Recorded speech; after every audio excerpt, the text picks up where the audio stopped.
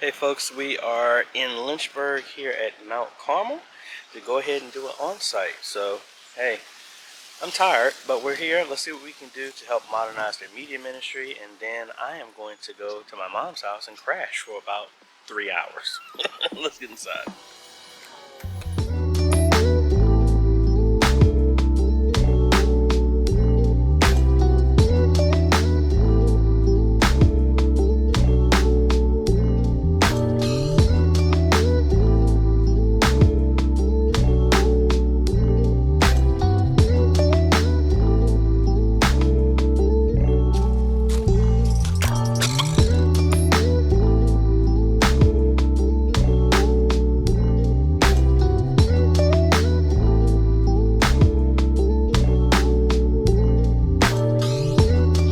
So you know how we do it. I did a bunch of video talking about what we're going to do to help them out. Now, I had a chalkboard here, so I was actually able to draw out what I'm going to do on my computer. But I'm going to explain this once I get in front of the computer. Use Draw.io. For everybody that asked me, it is draw.io. That is the website that I'm using to draw this whole thing. But let's go ahead and design it. Really simple system to do. Mainly it's going to be pulling cable, which is all it is, but let's go ahead and cut over to the computer and let's go ahead and design this. Alrighty folks, we are back. Let's go over here to Draw.io and let's go ahead and design this upgrade for Mount Carmel. Alrighty folks, so here we go. Now it is very unique how this setup is. They have a PTZ, and I mean, whoever installed this gave them a PTZ, but there's no control to it. They're using that with a direct feed over into their fellowship hall. So, hey, that's really cool. That's something else that we don't have to add on. So let's go ahead and just grab our camera here. That is the existing PTZ optics camera that they have. And I'm going to actually design what they have, and then we'll add on to it. And we'll just work backwards, all right? All right, so they have a television in the fellowship hall. And they, in the back, they have a SDI, oops, I'm using the wrong shape, like I normally would. They have an SDI to HDMI converter already in the back, and it is a Blackmagic one. All right, so what this is doing, it's just running from the camera directly into that converter, and that's it. I don't know, I didn't see audio going, well, I was gonna say I didn't see audio there, but they have speakers in the ceiling. That's how the audio is getting to the other part of the building. So that's all they have right now. So what we're going to do, let me add this right now. They have a mixer over here. So what are we going to do this? So they want, and I'm going to say this is Fellowship Hall TV. All right, so what do they want to do? They want to add another TV for the classroom.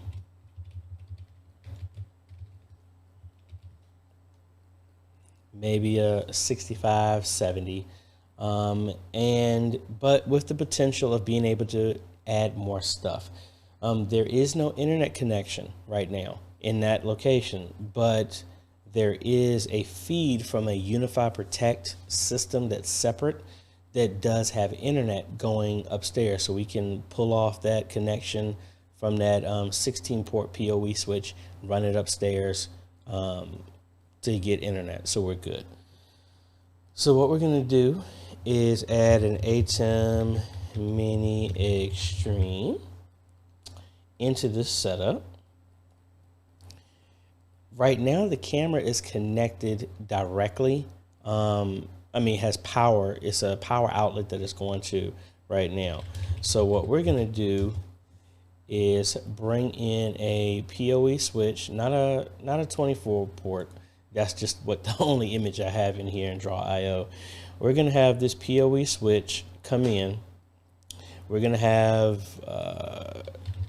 network connection I don't know, I'll just have internet over here, and that's going to be coming from downstairs. That's going to come upstairs into the media booth. They have a rack mount with their amps and stuff like that, so I'll probably just put a shelf, or even just get a rack mounted PoE switch to put it there with a patch panel. That's just going to connect there.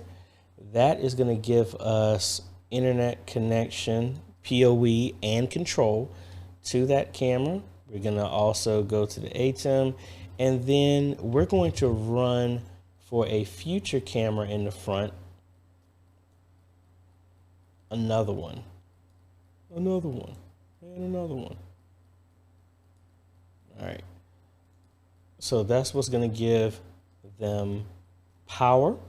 And then we're also going to add a joystick, because they didn't add one. So they have no way to control the camera except for the remote control, which is horrible.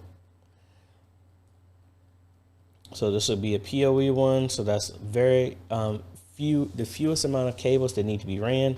So the joystick is going to be powered. Both of the cameras are going to be powered by the PoE switch. Internet's going to come through, and now we'll handle the ATEM as well too. We are going to add a small monitor here for the multi-view for this.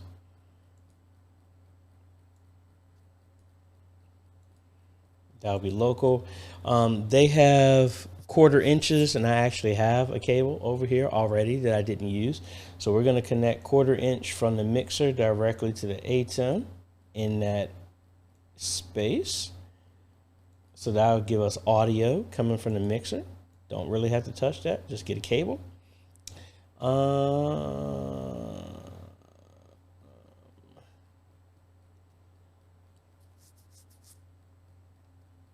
Sorry for yawning, but I mean, that's it. Now, because they already have this cable here, we're going to repurpose this, and we're going to have the reverse of this. For our second HDMI out, we're going to have an HDMI to SDI converter. And we're going to go HDMI in. And then we're just going to lengthen this cable. And now that's just going to go, instead of having to run a new cable over there, we're going to run SDI all the way over into the fellowship hall. All right. The other thing we're going to do is we're going to retract this and disconnect this directly from the TV. And we're going to put in a 1x8 HDMI splitter, which will make it a lot cheaper than running an SDI cable and having to get a converter to go to each television. That was one option. It all depends. I mean, I guess we could just do an SDI splitter and then do another. You know what? I think I am going to take that back. I think I am going to just stick with SDI on this, since we already have it. This is already going to exist here, but we're going to split this somewhere in the booth. I mean, somewhere in the fellowship hall. All right. And then this is going to be an SDI splitter. And then we're just going to run another connection downstairs to the TV in the classroom. And that's pretty much it.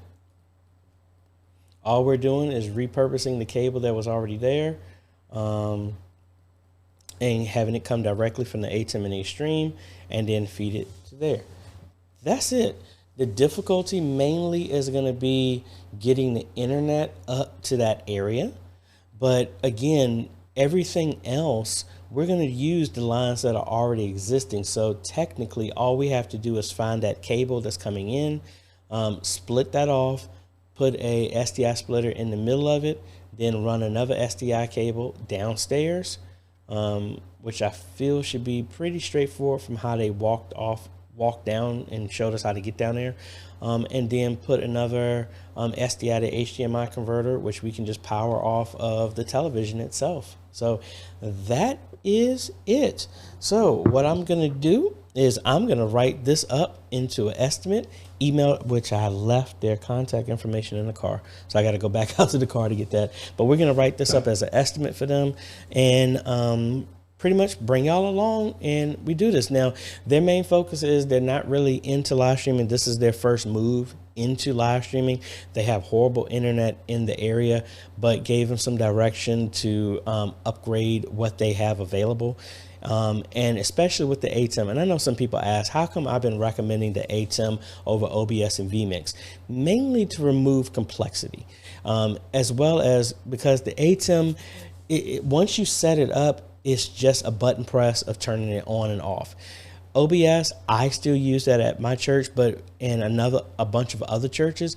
But when I've been dealing with a lot of ministries that have a limited amount of people with media ministry that aren't constantly working at it, they still want to be able to broadcast and share the message, but you want to make it as simple as possible. So that's the reason why I recommend the ATEM, and it's limited space. To add another computer, keyboard, mouse, screen, then another screen for the ATEM and all, it just gets kind of over the top. So that's the reason why recently I've been suggesting the ATEM, unless specifically when I get an understanding of their workflow, I need to go in a different direction. So there we go. But anyway, link is down below to everything that we're going to suggest.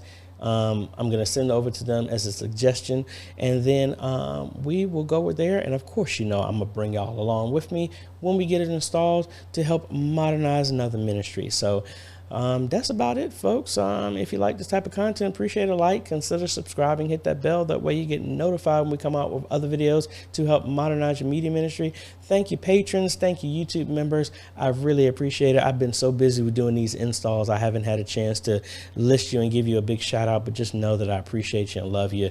And thank you so much for your continued support of being able to do what I do. So thank you, folks. We will catch you on the next video. Later.